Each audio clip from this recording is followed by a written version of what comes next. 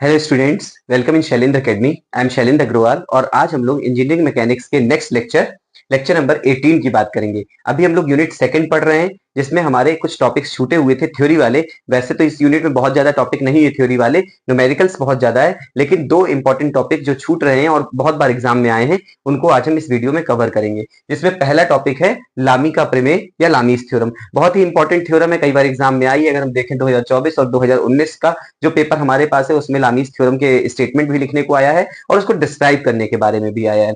तो Lami's theorem जिस तरीके से समांतर चतुर्भुज का नियम जब किसी भी पिंड पर दो बल कार्य कर रहे होते हैं तो अप्लाई होता है, उसी तरीके से लामीज थ्योरम अगर किसी पिंड पर तीन बल कार्य कर रहे होंगे तो वहां पर लामीज थ्योरम का हम प्रयोग करेंगे। कितने बल? तीन बल। यानी कि अगर तीन बल कार्य कर रहे हैं और हमें उसमें से कुछ अननोन फोर्सेस की वैल्यू फाइंड आउट करनी है तो हम लामीज थ्योरम का प्रयोग करेंगे। अब देखते हैं लामीज थ्योरम का स्टेटमेंट क्या है। लामीज थ्योरम के अकॉर्डिंग किसी बिंदु पर कार्य कर रहे तीन बल, देखिए तीन बल का नाम आया, तीन बल यदि साम्यावस्था में है तो प्रत्येक बल शेष दो बलों के बीच के कोण की ज्या के समानुपाती होता है।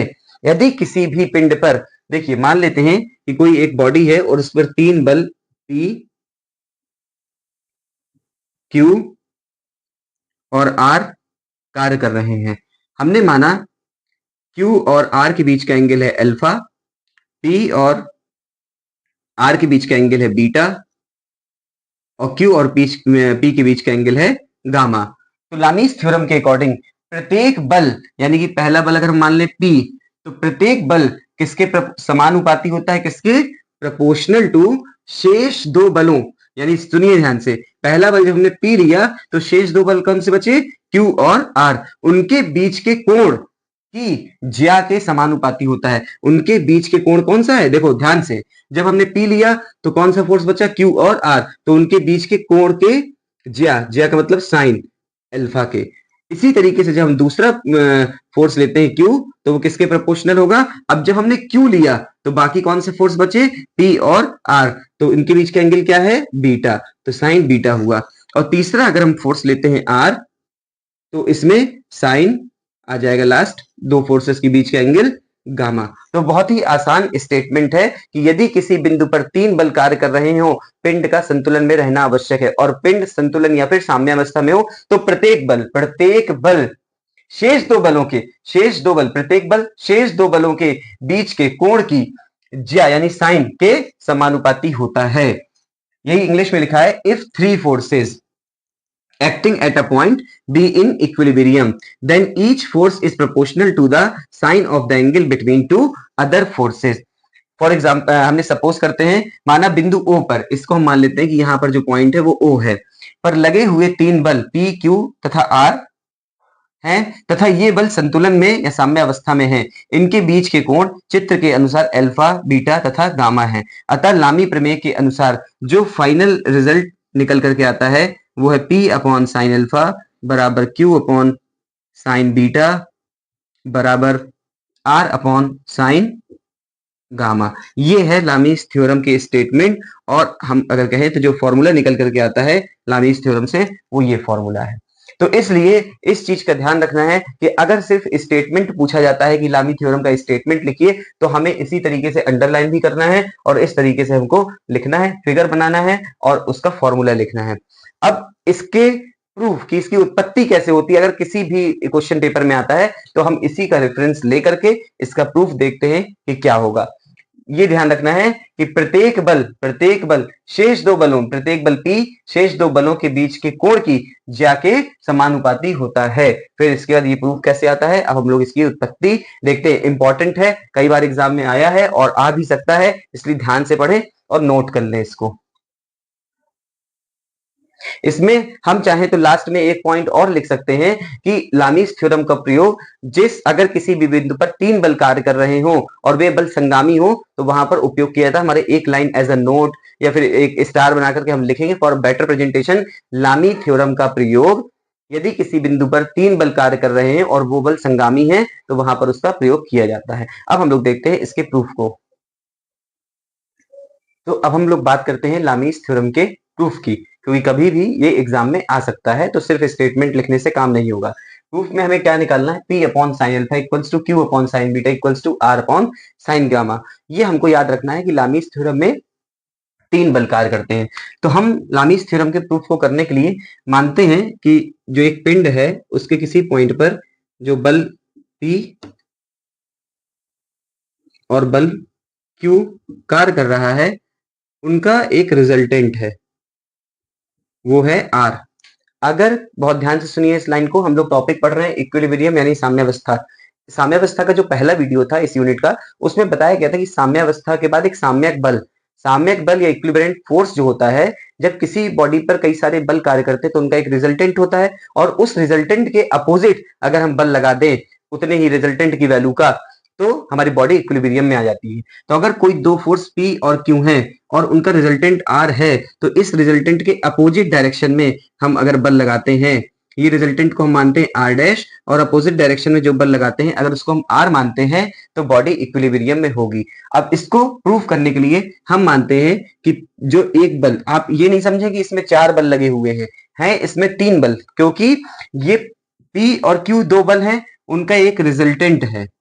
ठीक है, अब उस रिजल्टेंट के जब अपोजिट हम फोर्स लगाएंगे तभी बॉडी इक्विलिब्रियम में होगी, और हमारा इसमें जो भी कॉन्सेप्ट है वो ये है कि बॉडी संतुलन में हो। तो हमने माना कि जो फोर्स P है, यहां पे हमने मान लिया एंगल अल्फा, फिर इसके बाद यहां का हमने एंगल मान लिया बीटा, और यहां का एंगल हमने मान लिया गामा। ये जो पॉइंट है ये पॉइंट है O। बिल्कुल क्लियर कॉन्सेप्ट रखना है, ये R डैश सिर्फ दिखाया गया है कि R कैसे आया। अब हमने इसको मिला करके एक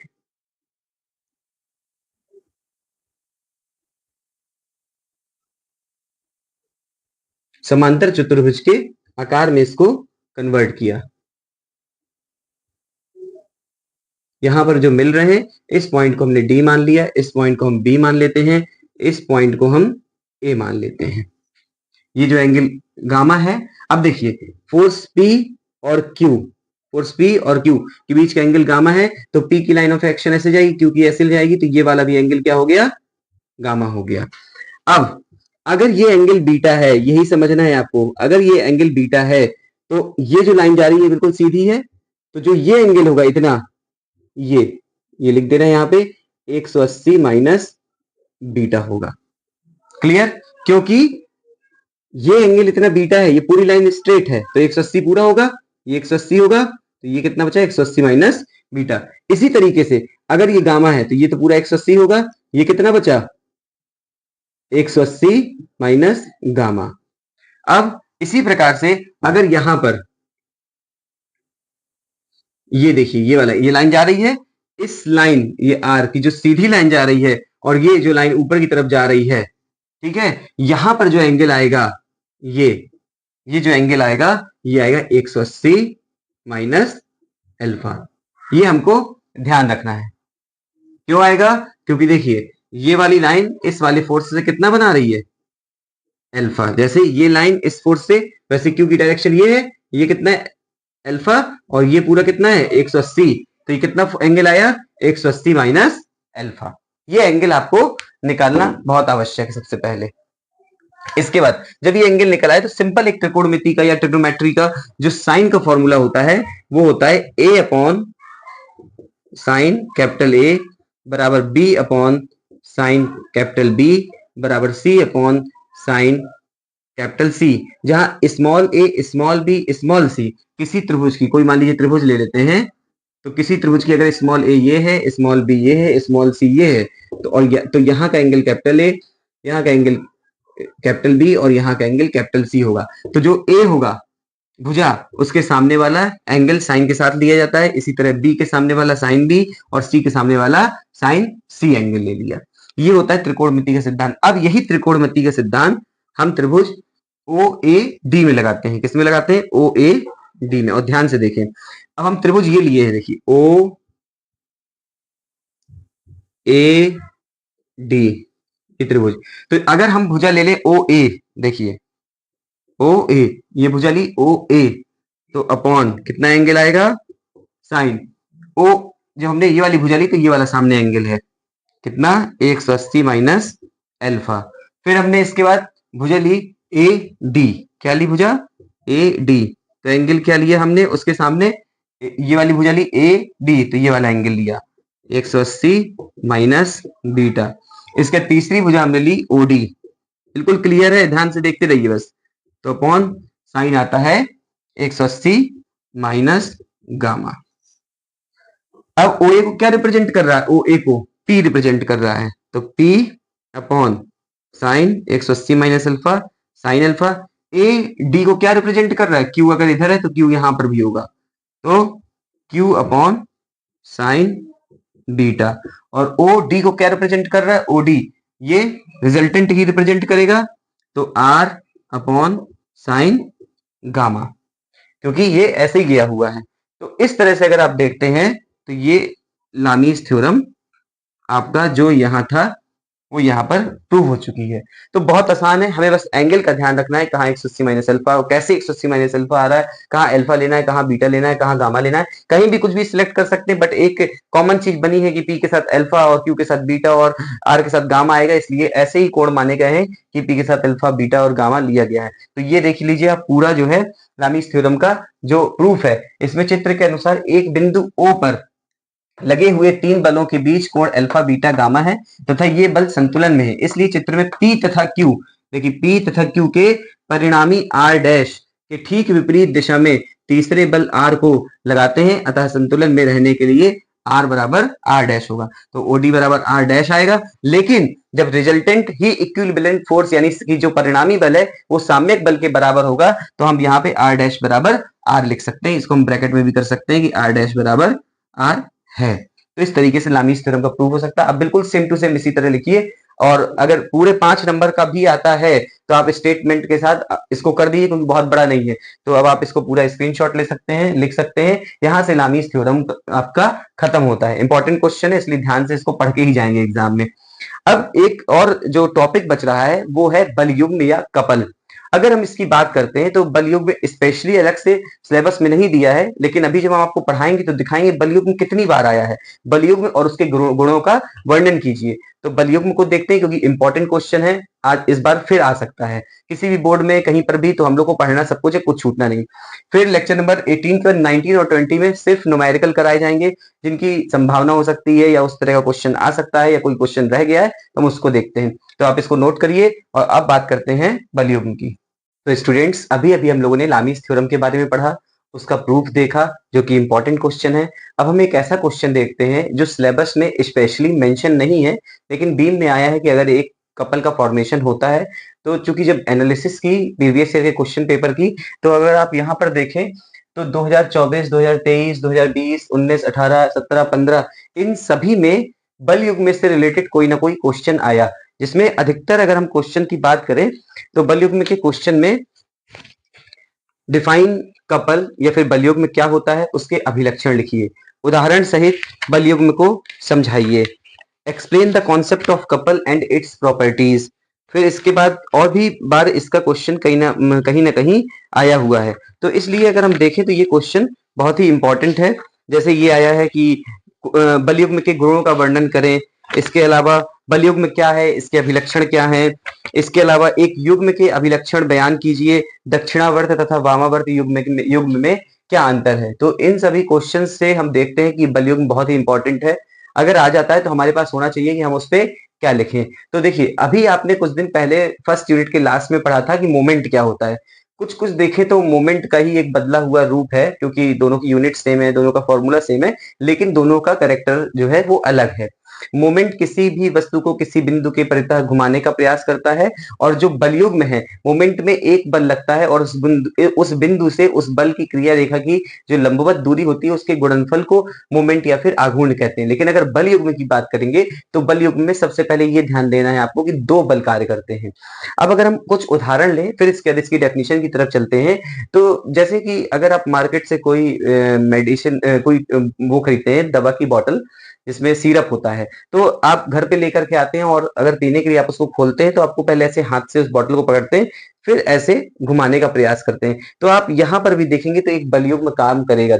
बलयुग्म क्या होता है, एक समान परिमाण, सबसे पहले ये देखेंगे कि एक समान परिमाण मीन्स मैग्नीट्यूड सेम हो, एवं विपरीत दिशाओं में यानी डायरेक्शन अपोजिट हो में कार्यरत बलों के ऐसे जोड़े को यानी दो बल को बलयुग्म कहा जाता है जिनकी क्रिया रेखाएं एक ही रेखा पर नहीं होती हैं। ये सब चीज जो इसमें लिखी हुई जिसके नीचे अंडरलाइन किया गया है एक एक पॉइंट, ये सारे पॉइंट जो है वो इंपॉर्टेंट है और उनको छोड़ा नहीं जा सकता है, इसलिए अंडरलाइन कर दिया गया है। मीन्स बल युग्म का मतलब है कि दो बल हो, समांतर हो, विपरीत दिशा में हो और उनका परिमाण बराबर हो तो वो एक बलयुग्म का फॉर्मेशन करते हैं। जैसे अगर अभी आपके पास एक ताला हो तो उसमें जब चाबी लगाते हैं तो चाबी को खोलने के लिए हम दोनों हाथ से ऐसे करते हैं, यानी देखिए एक हाथ से इधर फोर्स, एक हाथ से इधर फोर्स, और दोनों फोर्स जब लगेंगे तभी वो एक उसके अबाउट घूमेगा या फिर घूर्णन करेगा। इसी तरीके से और भी बहुत सारे एग्जाम्पल, नल की टोटी खोलने का एग्जाम्पल है। नल की टोटी अगर खोलते हैं तो हम ऐसे फोर्स लगाते हैं, तो देखिए एक बल यहां से एक बल यहां से, इक्वल फोर्स लगाते हैं, डायरेक्शन अपोजिट है और फोर्स का जो लाइन ऑफ एक्शन है वो समांतर है, तो इसलिए बल्कि एक दूसरे के समांतर होती है। इसलिए ये जो डेफिनेशन आपके सामने लिखी है जिससे आप नोट करेंगे ये बिल्कुल परफेक्ट डेफिनेशन है और इसको लिखने के बाद इसी तरीके से आपको अंडरलाइन करना है कि एक समान परिमाण एवं विपरीत दिशाओं में कार्यरत बलों के ऐसे जोड़े को बलयुग्म कहा जाता है जिनकी क्रिया रेखाएं एक ही रेखा पर नहीं होती बल्कि एक दूसरे के समांतर होती हैं। जैसे अगर हम यहाँ पर आपको बताएं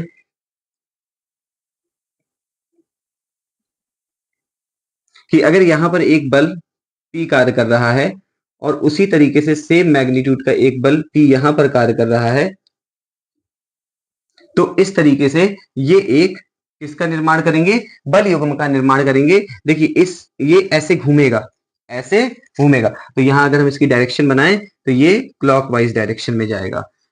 इन दोनों बलों के बीच की जो दूरी होती है उसको हम लोग कपल आर्म बोलते हैं। क्या बोलते हैं, कपल आर्म बोलते हैं या फिर युग्म भुजा। ये फिगर भी आपको बनाना होगा एग्जाम में। इसी तरीके से अगर आपको एंटी क्लॉकवाइज डायरेक्शन में दिखाना होगा तो ऐसे फोर्स को यहां दिखाना है और ऐसे यहां दिखाना है। 90 डिग्री यहां से भी बन रहा है, 90 डिग्री देखिए इस पॉइंट के अबाउट, इस मींस ऐसे ये रोटेट करेगा, तो ये इसकी लाइन इधर से, इसकी लाइन यहां से, ये आपकी कपल आर्म। अब फिर से एक बार देखना है, एक समान परिमाण, दोनों का परिमाण क्या कर देते हैं, एक समान एवं विपरीत दिशा, देखिए इसकी दिशा ऐसे, इसकी दिशा ऐसे में कार्यरत बलों के ऐसे जोड़े, दो बल हैं, को बलयुग्म कहा जाएगा। बलयुग्म फॉर्मेशन हो गए जिनकी क्रिया रेखा, देखिए इनकी क्रिया रेखा क्या है, ऐसे जाएगी इसकी क्रिया रेखा और इसकी क्रिया रेखा ऐसे जाएगी, कहीं नहीं मिल रही है, एक ही रेखा पर नहीं होती, वही कहीं नहीं मिल रही बल्कि एक दूसरे के समांतर होती है, एक दूसरे के समांतर होती है। अगर इस पॉइंट को थोड़ा सा अलग समझते हैं, अगर एक ही रेखा पर होती, समझिए मान लीजिए एक ही रेखा पर दोनों बलों की क्रिया रेखाएं होती, ये पी इधर होता और इसके हिसाब से विपरीत दिशा होती पी, तो दोनों अपोजिट डायरेक्शन में है, दोनों का रिजल्टेंट जीरो हो जाता, तो किसी चीज का फॉर्मेशन नहीं होता। इसलिए लिखा है कि एक ही रेखा पर नहीं होती है बल्कि एक दूसरे के समांतर होती है। अब एग्जाम में अगर ये क्वेश्चन इतनी बार आया है और अगर आ सकता है तो हमारे पास कुछ लिखने का कंटेंट होना चाहिए। तो इंग्लिश में पहले डेफिनेशन देख लेते हैं। A system of two equal parallel forces acting in opposite direction is said to form a couple. The line of actions of both forces do not lie on the same line but acting in the parallel direction. कुछ important point हैं जो couple से related हैं। वह तल जिसमें दो बल एक बलयुग्म बनाते हैं बलयुग्म का तल कहते हैं। मींस ये जो बलयुग्म का फॉर्मेशन हो रहा है ये जिस तल पर होगा उस तल को बलयुग्म का तल या फिर प्लेन ऑफ कपल कहते हैं। इसी तरह अंडरलाइन करना है, आपको लिखना भी है, नहीं भी पूछ रहा है कॉपी में आपके पास जगह है और इतना आपने लिखा है तो आप इसको भी लिखेंगे। दोनों बलों की क्रिया रेखा के बीच की दूरी को बलयुग्म की भुजा कहते हैं। यही है क्रिया रेखा, इसकी यहां से जा रही है, इसकी यहां से जा रही है, तो इन दोनों क्रिया रेखा के बीच की जो दूरी होगी ये आपकी क्या कहलाएगी, आर्म ऑफ कपल। क्या कहलाएगी, आर्म ऑफ कपल या फिर बल युग्म की भुजा। दृढ़ पिंड पर कार्य करने वाला कोई भी बलयुग्म केवल घूर्णन पैदा करता है, कोई भी बलयुग्म केवल घूर्णन पैदा करता है। देखिए चाहे यहां देख लीजिए घूर्णन होगा और चाहे यहां देख लीजिए, तो दृढ़ पिंड पर कार्य करने वाला कोई भी बलयुग्म केवल घूर्णन पैदा करता है। लास्ट पॉइंट देखते हैं, यह घूर्णन बल युग्म के आघूर्ण से मापा जाता है। अब भाई जैसे न्यूमेरिकल अगर कपल के होते हैं तो उसकी वैल्यू कैसे निकालेंगे, तो उसकी वैल्यू निकालने के लिए हम मोमेंट निकालेंगे, तो वही लिखा है यह घूर्णन बल युग्म के कपल या बल युग्म के आघूर्ण से मापा जाता है। This rotation is measured by the moment of the couple, जिसको अभी हम आगे देखेंगे। तो ये जो पूरा पोर्शन हुआ कपल के बारे में, ये बहुत ही इंपॉर्टेंट है और इसका ये सारा कंटेंट आपके एग्जाम में लिखने में आपका बहुत अच्छा प्रेजेंटेशन रहेगा। लेकिन आपको ध्यान रखना है कि एक कपल ऑफ आर्म के बारे में बोला गया है, एक प्लेन ऑफ कपल के बारे में बोला गया है, एक रोटेशन करता है ये बोला गया है, और उसको मापने के लिए हम मोमेंट ऑफ द कपल निकालते हैं। तो इसके बाद इसकी यूनिट क्या होती है, इसके एग्जांपल हमने आपको बोले हैं अभी, जैसे हमने चाबी का एग्जांपल बोला, किसी बोतल के ढक्कन को खोलने का एग्जांपल बोला, और भी इसके जैसे स्क्रू पेज में हम खोलते हैं तो भी स्क्रू के लिए हम ऐसे हाथ से मरोड़ करते हैं उसमें, तो वो भी इसका एग्जांपल। बच्चों के खिलौने होते हैं, उनके में चाबी भरने के लिए भी हमें अपने दोनों उंगलियों का इस्तेमाल करना होता है। तो इसी तरीके से जब हम करेंगे तभी वो काम करेगा, और यही हमारा कपल है। इसके कुछ अभिलक्षण हैं या विशेषताएं हैं। अब हम इसमें देखते हैं कि इसके अभिलक्षण क्या है, इसकी यूनिट क्या है, और जो इससे रिलेटेड चीजें अगर बची हैं तो वो हम आगे देखते हैं। इसको आप नोट करें जब तक। तो अभी हम लोगों ने बलयुग्म की डेफिनेशन पढ़ी, बलयुग्म का कॉन्सेप्ट पढ़ा। अब हम लोग बात करेंगे कुछ बलयुग्म के और अनदर पॉइंट्स की, जिनको एग्जाम में पूछा भी गया है और हमको पता होना चाहिए। तो हमने लास्ट में एक पॉइंट, कुछ इंपॉर्टेंट पॉइंट्स के बाद एक पॉइंट लिखा था कि बलयुग्म को मापने के लिए हम बलयुग्म के आघूर्ण को निकालते हैं। तो सबसे पहले देखेंगे बलयुग्म का आघूर्ण क्या होता है, यानी कि मोमेंट ऑफ अ कपल। तो जब हमने मोमेंट को पढ़ाया था तो मोमेंट के बारे में बताया गया था कि ये फोर्स इनटू परपेंडिकुलर डिस्टेंस होता है। लगभग उसी तरीके कॉन्सेप्ट यहाँ पे लगेगा कि किसी बलयुग्म का आघूर्ण, किसी बलयुग्म का आघूर्ण बलयुग्म बनाने वाले बलों में से एक बल तथा उन दोनों बलों के बीच की लंबवत दूरी, लंबवत दूरी या फिर उसी को युग्म भुजा के बराबर होता है। Moment of a couple is equal to the force multiplied by the perpendicular distance between lines of action of two forces. जो भी लिखा गया है सिर्फ और सिर्फ आपके एग्जाम में लिखने के लिए पूरा आपको बताया गया है कि ऐसे होगा। अब देखिए, जैसे अभी प्रीवियस फिगर लगभग इसी तरह का बना था कि इसकी डायरेक्शन ऐसे होगी और इसकी डायरेक्शन ऐसे होगी। तो आप देखेंगे कि एक एंटी क्लॉकवाइज कपल का फॉर्मेशन हो रहा है। तो देखिए, ये दोनों जो पॉइंट है जहां पर ये फोर्सेस लग रहे हैं, इन दोनों के बीच की जो भुजा होती है उसी को हम लोग कपल ऑफ आर्म बोलते हैं या बलयुग्म भुजा बोलते हैं। तो ये दोनों फोर्स इस भुजा में एक दूसरे से परपेंडिकुलर पे हैं, मींस इस भुजा के साथ इसका भी 90 डिग्री है, इस भुजा के साथ इसका भी 90 डिग्री है।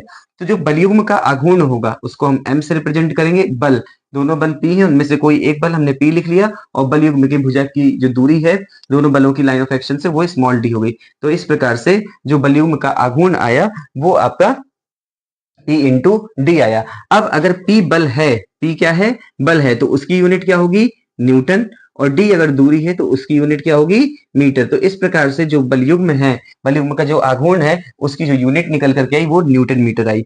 एसआई मात्रक जो होगा वो न्यूटन मीटर हो सकता है, न्यूटन सेंटीमीटर हो सकता है, न्यूटन मिलीमीटर हो सकता है। एमकेएस में kilogram metre, kilogram centimetre, kilogram millimetre, et cetera. बलयुग्म की दिशा, एक बार प्रश्न आया है कि बलयुग्म की दिशाओं को समझाइए या वामावर्त दिशा और दक्षिणावर्त दिशा को चित्र के सहित बताइए। तो अभी जो इसके पहले फिगर बना हुआ था, जैसे इसमें देखें तो ये किस डायरेक्शन में जा रहा है, ये एंटी क्लॉकवाइज डायरेक्शन में।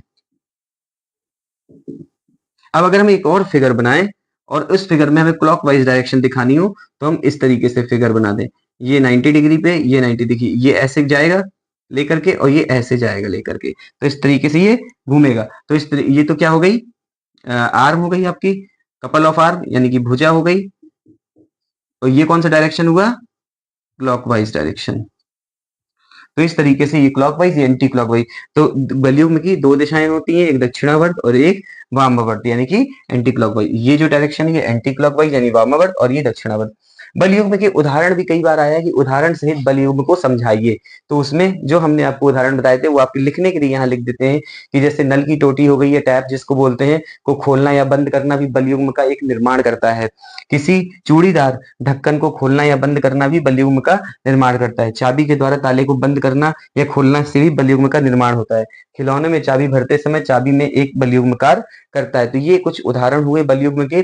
अब इसके बाद एक और क्वेश्चन जो बलयुग्म से रिलेटेड आया है, क्योंकि अलग अलग टाइप के क्वेश्चन आए हैं, वो है बलयुग्म के अभिलक्षण या कैरेक्टरिस्टिक्स। जैसे बलयुग्म में क्या प्रवृत्ति होती है, घूर्णन करने की प्रवृत्ति होती है, तो क्या बलयुग्म रेखीय लगता है, नहीं लगता है। तो इस तरीके की कुछ कैरेक्टरिस्टिक्स है, उसके बाद ये टॉपिक समाप्त हो जाएगा और फिर अगले में हमको न्यूमेरिकल्स करने हैं। तो हम देखते हैं बलयुग्म के अभिलक्षण, आप इसको नोट कर सकते हैं। तो अभी हमने बल युग्म के बारे में बहुत सारे पॉइंट्स पढ़े, जिसमें उसकी डेफिनेशन, उसके कुछ इंपॉर्टेंट पॉइंट, उसकी डायरेक्शन, उसका मोमेंट कैसे निकालते हैं, उसके एग्जांपल्स, और ये अब है लास्ट पॉइंट उसका, बल युग्म की विशेषताएं, जो कई बार पूछी गई हैं। तो डेफिनेशन के साथ बल युग्म की विशेषताएं और उसके एग्जाम्पल सबसे ज्यादा बार पूछे गए हैं। तो विशेषताओं की अगर बात करें तो जो अभी तक हमने पढ़ा है वो अगर हम समझें तो बल युग्म एक प्रकार से युग्म है, जिसे हम कपल बोलते हैं। मींस दो फोर्सेस से, जब दो फोर्सेस लग रहे होंगे तभी बल युग्म का निर्माण होगा। बल युग्म घूर्णन गति पैदा करता है। तो अगर हम यही विशेषताओं की बात करते हैं तो बल युग्म का प्रभाव केवल घूर्णन गति करने के लिए होता है, केवल घूर्णन गति करने के लिए होता है। तो देखिए अगर हम यहाँ पर देखें तो ये एक घूर्णन गति ही करेगा, यहां से घूम रहा है, यहां से, जैसे चाबी से ताले को खोलने के लिए भी एक गति घूर्णन टाइप की होगी, किसी चूड़ी को कसने के लिए भी घूर्णन गति होगी।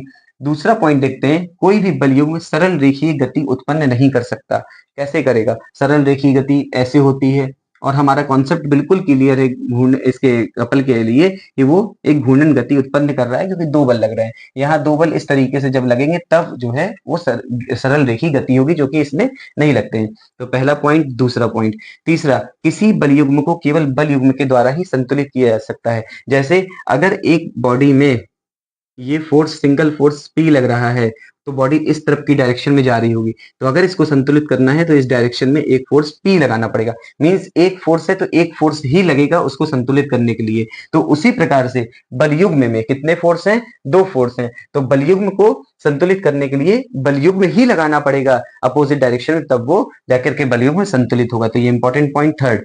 फोर्थ, बल युग्म का आघूर्ण एक सदिश राशि है। क्योंकि बल युग्म क्लॉकवाइज डायरेक्शन में और एंटी क्लॉकवाइज डायरेक्शन में वामवर्त और दक्षिणावर्त होता है, इसलिए ये एक सदिश राशि है। नेक्स्ट आता है, किसी बल युग्म के बलों का परिणामी घूर्ण सदैव बल युग्म के आघूर्ण के बराबर तथा उसी दिशा में होता है। बल युग्म के बलों का परिणामी घूर्ण सदैव बल युग्म के आघूर्ण के बराबर तथा उसी दिशा में होता है। अगर हमें बल युग्म के बलों का परिणामी निकालना होगा, परिणामी घूर्ण निकालना होगा, जो हमने अभी आपको बताया है कि बल युग्म का आघूर्ण उसी के बराबर तथा उसी दिशा में होगा। तो ये हो गए फोर्थ और fifth point. Next sixth point है, किसी बल युग्म को केवल एक बल से प्रतिस्थापित नहीं किया जा सकता। मतलब अगर आपसे कहा जाए कि बल युग्म कहीं कार्य कर रहा है और हम एक बल लगा दे रहे हैं, उसको रोक दीजिए या उसको संतुलन में ले आइए, तो ऐसा संभव नहीं है। जैसा कि अभी पॉइंट नंबर तीसरे से एक्सप्लेन किया गया था कि किसी बल युग्म को केवल बल युग्म के द्वारा ही संतुलित किया जा सकता है, तो केवल एक बल से ऐसा संभव नहीं है। Sixth point. सेवेंथ पॉइंट, किसी बल युग्म का आघूर्ण सदैव स्थिर रहता है। तो ये इस तरीके से टोटल 7 पॉइंट्स हुए। अगर एग्जाम में विशेषताएं या लक्षण लिखने को आता है तो हम इन्हीं पॉइंट्स को लिखेंगे, इसलिए ध्यान रखें कि 7 में से 5 पॉइंट भी अगर आपको याद रह जाते हैं, वैसे याद तो सारे रहने चाहिए, क्योंकि जितना अच्छा रिप्रेजेंट करेंगे, अंडरलाइन करने का ध्यान रखिए, क्योंकि जितना अच्छा रिप्रेजेंट करेंगे आप मैक्सिमम उस क्वेश्चन के मैक्सिमम मार्क्स तक पहुंच जाएंगे। इसलिए जितना भी करिए सॉलिड करिए। 80% प्लस मार्क्स के लिए हम लोग पढ़ रहे हैं और आप लोग लिख रहे हैं, नोट्स बना रहे हैं, और अच्छे से पढ़ाई करते रहिए। कोर्स पूरा होगा, इस बात से बिल्कुल निश्चिंत रहते हुए आप बराबर पढ़ते रहिए। अगले 2 वीडियो यानी लेक्चर नंबर 19 और लेक्चर नंबर 20 जो होगा, उसमें हम कोई भी जो न्यूमेरिकल्स होंगे उनको कवर जरूर कराएंगे, चाहे वो फ्री बॉडी डायग्राम के हों, चाहे वो रिएक्शंस के हों, या लामीस थ्योरम के हों। कोई भी ऐसे क्वेश्चन जो बच गए हैं, या जैसे एक क्वेश्चन अभी देखा था जिसमें वेरिगनन्स थ्योरम का उपयोग हुआ था, अगर किसी भी बॉडी पर रिजल्टेंट है और उस रिजल्टेंट की पोजीशन पूछ ली गई तो फिर वेरिगनन्स थ्योरम से उसको हम करेंगे। तो मिलते हैं नेक्स्ट वीडियो में।